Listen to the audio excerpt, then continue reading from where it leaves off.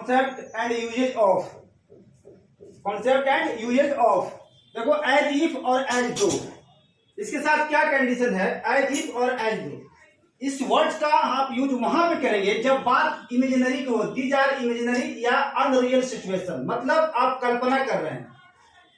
जब बात कल्पना की हो, मान लीजिए किसी आदमी के बारे में आप उस तरह की कल्पना कर रहे हैं, लेकिन वो आदमी उस तरह का है नहीं, जिसके बारे में आप कल्पना कर रहे हैं ना, वो उस तरह का आदमी नहीं है, मतलब इमेजिनरी है, मतलब काल्पनिक आप बात कर रहे हैं, या अनरियल सिचुएशंस के लिए हम लोग यूज करते हैं एज इफ और एज दो का। सबसे पहले जो किताब में जो आपका रूल लिखा गया है, कि लिखा गया है कोई सेंटेंस होगा, एक पहले सेंटेंस होगा, वो सिंपल टेंस में भी हो सकता है, कंटिन्यूअस में भी हो सकता है, उसके बाद एज इफ या एज दो होगा, उसके बाद सब्जेक्ट, और उसके बाद क्या होगा वर्ब, और उसके बाद होगा ऑब्जेक्ट। सबसे पहले ये तो रूल ही गलत है, इस रूल को आप काट दीजिए, ये रूल क्या हो गया गलत। रूल क्या होना होगा कि अगर ये सेंटेंस होगा, कोई सेंटेंस होगा, ये सेंटेंस या तो आप सिंपल टेंस में लेके चले जाओ, सिंपल या प्रेजेंट कंटिन्यूअस में भी जा सकता है। कोई सेंटेंस होगा या तो स्टार्ट होगा सिंपल टेंस से या प्रेजेंट कंटिन्यूअस से, या पास्ट से भी सेंटेंस स्टार्ट हो सकता है। उसके बाद क्या होगा एज इफ, उसके बाद क्या होगा एज दो, उसके बाद क्या होगा सब्जेक्ट होगा, सब्जेक्ट के बाद क्या होगा V2, तो V2 के प्लेस पर वर्ब भी हो सकता है, जैसे देखो वाज है, तो वाज का V2 क्या होता है, वाज का V2 वर्ब होता है, और यहाँ पे लिखा है हैड, ठीक, तो हैड का जो है हैड क्या है V1 है, हैड क्या है V1, और इसका V2 क्या होता है हैड होता है, ये हो गया इसका V2 मतलब हैड V1, और इसका V2 क्या होता है हैड, या मेन वर्ब का कोई भी V2, जैसे आप यहाँ पे समझ लीजिए प्ले है,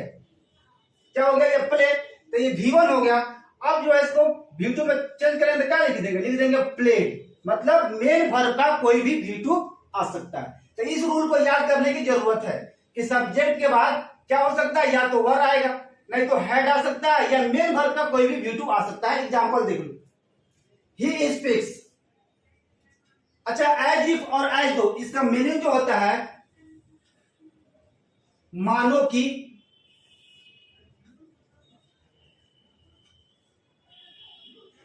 या जिसमें कि,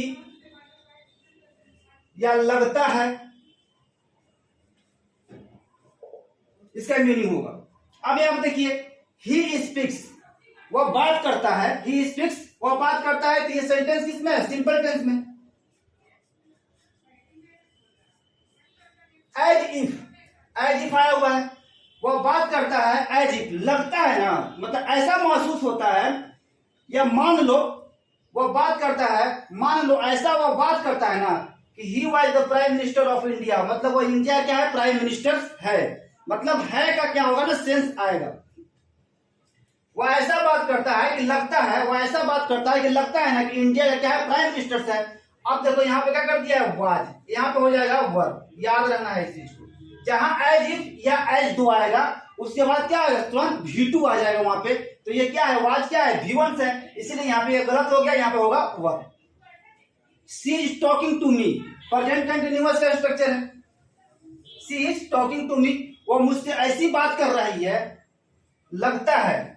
और मुझसे इस तरह बात कर रही है ना कि लगता है कि ही इज माई मदर, वो मेरी क्या है माँ है। यहाँ पे क्या है इज, यहाँ पे हो जाएगा ये गलत, यहाँ पे हो जाएगा वर्ब, मतलब रियल में वो मेरी माँ नहीं है, मतलब आप उस तरह की कल्पना कर रहे हैं कि मतलब आपकी माँ जैसी क्या कर रही है ना, वो दादागिरी दिखा रही है, जो समझ लीजिए आप, दादागिरी नहीं या मोहब्बत, जो समझ लीजिए। ही बोस्ट, वह इतना फेंकता है या इतना सेखी बखारता है कि लगता है ना कि he has a lot of property, उसके पास बहुत सारा प्रॉपर्टी है, लेकिन उसके पास प्रॉपर्टी नहीं है। आप कल्पना कर रहे हैं कि ऐसा लगता है, ऐसा महसूस होता है कि उसके पास क्या है बहुत सारा प्रॉपर्टी है। अब यहाँ पे देखिए क्या लिख दिया है हैज, अब यहाँ पे क्या हो जाएगा, यहाँ पे हो जाएगा हैड, इसलिए हैड क्या है ना, हैज क्या है V5 है, और चाहिए क्या हमको V2, तो हैड का V2 क्या होगा, हैड का V2 होता है हैड, तो यहाँ पे हैज नहीं होगा, यहाँ पे हैड क्या हो गया, हैड का V5 जो है वो हैज होता है, तो यहाँ पे ये V5 है ना, तो इसीलिए गलत हो जाएगा,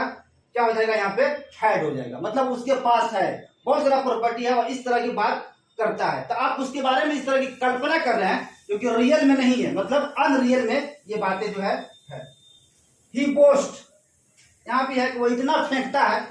जनरली हम लोग बात करते हैं ना, बहुत ज्यादा फेंकता है, वो इतना फेंकता है ना कि लगता है कि मतलब जो कुछ भी है, तो इतना फेंकता है। एज इफ आया है, अब एज इफ देखो, ये नो क्या है, मेन वर्ब है, नो मेन वर्ब है ना, नो क्या है, ये मेन वर्ब है, तो इसका V2 क्या होगा, न्यू होगा, KNEW न्यू, और V3 क्या हो जाएगा, KNOWN नोन हो जाएगा। ये इसका V2 हो गया और ये हो गया इसका V3। तो ये इतना फेंकता है कि लगता है ना कि everything, he boasts as if he knows everything about the world, मतलब वो इतना फेंकता है, इतना फेंकता है कि लगता है कि सब कुछ, मतलब विश्व के बारे में उसको क्या है, नॉलेज है। अब यहाँ पे ये नॉलेज लिखा है तो क्या हो जाएगा, न्यू हो जाएगा, मतलब दुनिया की सारी जानकारी उसके पास है, सब कुछ उसके पास है, वो इतना फेंकता है। यहाँ पे देखो, he is talking to me, present continuous,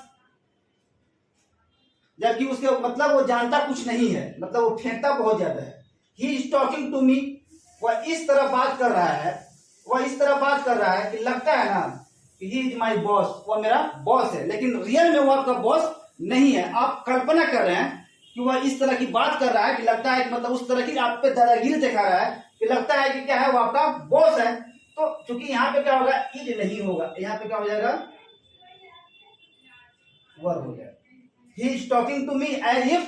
he were my boss। तो याद रहे कि as if, कुछ याद करने की जरूरत नहीं है, as if और as though, इसके बाद याद रखना है कि सब्जेक्ट होगा और सब्जेक्ट के बाद V2 होगा। तो V2 की जगह पर कुछ भी हो सकता है ना, वर्ब भी हो सकता है, देखना पड़ेगा पोजीशन हैड भी हो सकता है, या मेन वर्ब का कोई भी आपके पास V2 हो सकता है। तो इसमें याद करने वाली कौन सी बात, इधर सेंटेंस जो आपको सिंपल में जा सकता है, प्रेजेंट कंटिन्यूअस में भी जा सकता है, पास्ट में भी जा सकता है, सेंटेंस कहीं भी जा सकता है। बस इसको याद रखना है, एज इफ होगा या एज दो, और सब्जेक्ट के बाद V2 होगा, V2 के बाद क्या होगा, ऑब्जेक्ट होगा,